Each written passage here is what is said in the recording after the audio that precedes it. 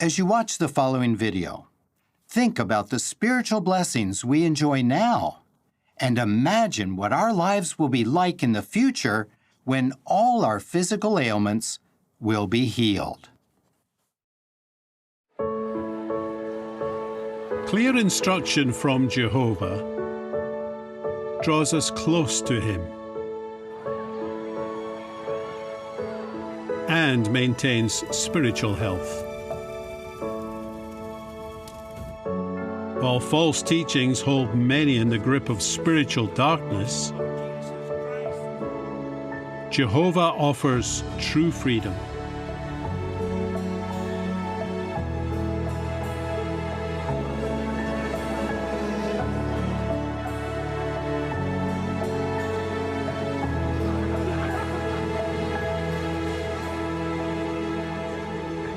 The spiritual health we enjoy now reminds us that perfect physical and mental health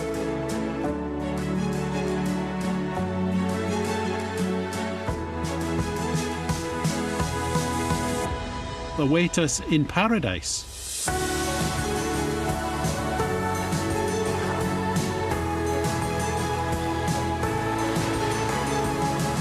Imagine waking every day feeling clean, healthy,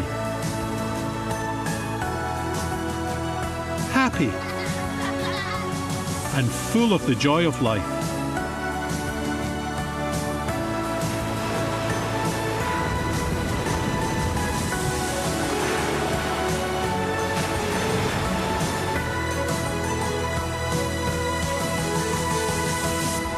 Jehovah promises, no resident will say, I am sick.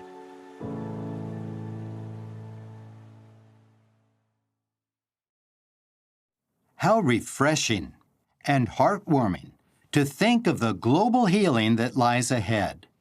Our publications have said that it seems reasonable to expect that shortly after the destruction of Satan's system of things, miracles like those that Jesus performed while on earth will no doubt take place on a global scale.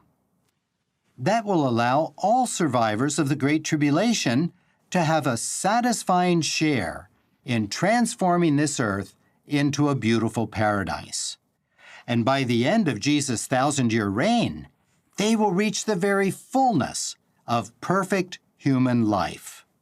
We've been watching governing body helper James Mantz, who is a helper to the writing committee.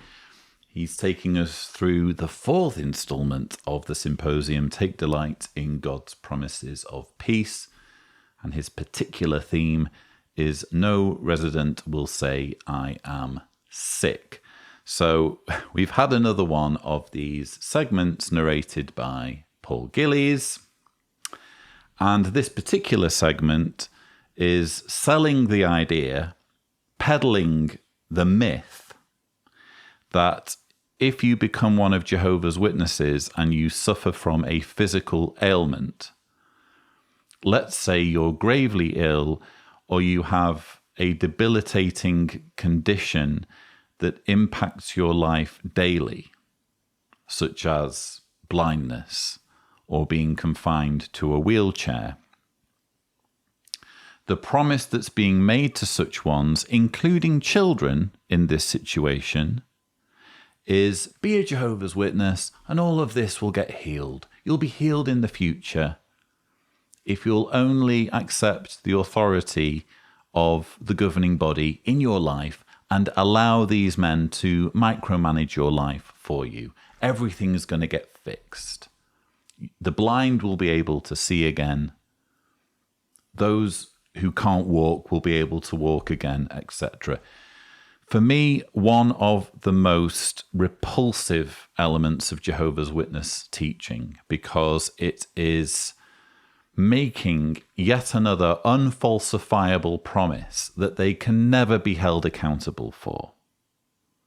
And isn't it interesting how even in the language that James Mantz is using, it's obvious that even he isn't certain of what he's saying.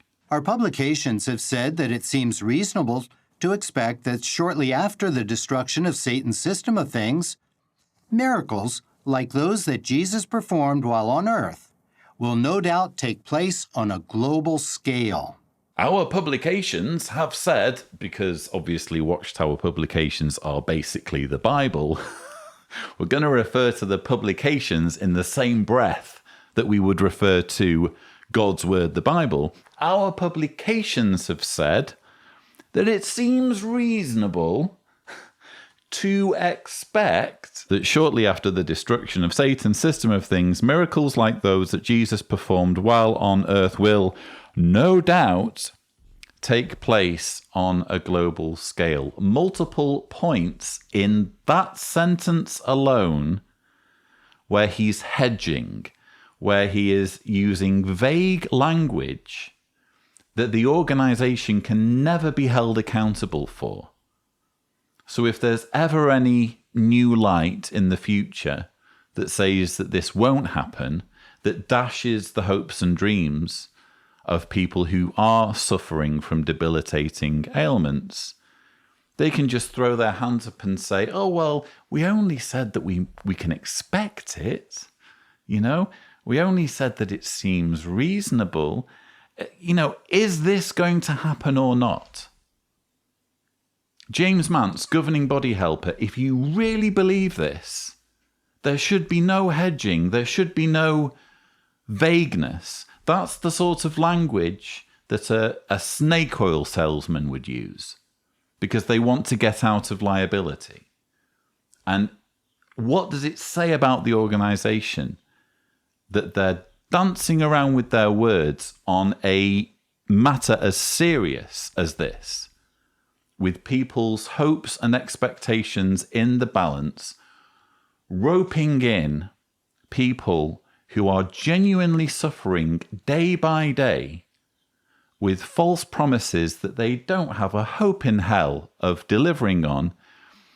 And just so that I can have something a little bit more light-hearted to talk about, maybe we should just revisit some scenes from the video that Paul Gillies narrated, because we're learning more about what to expect in paradise. Apparently in paradise, people will have bicycles, there will be paddleboards, there's going to be paddleboard factories somewhere, there are going to be yachts, even yachts in the new system, and people will find the time to go surfing. Yes, it's my day off from studying with resurrected ones. Yesterday I studied with Genghis Khan, and he's making good progress as a Christian worshipper. So while I've got a little bit of time to kill, I'm going to grab my surfboard and do a bit of surfing. Oh, come on.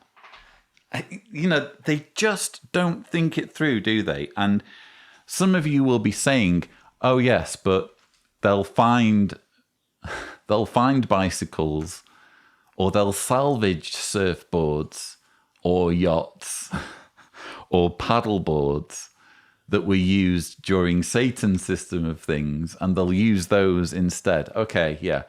Well, enjoy using a dead person's bicycle if you can. I personally would not be able to.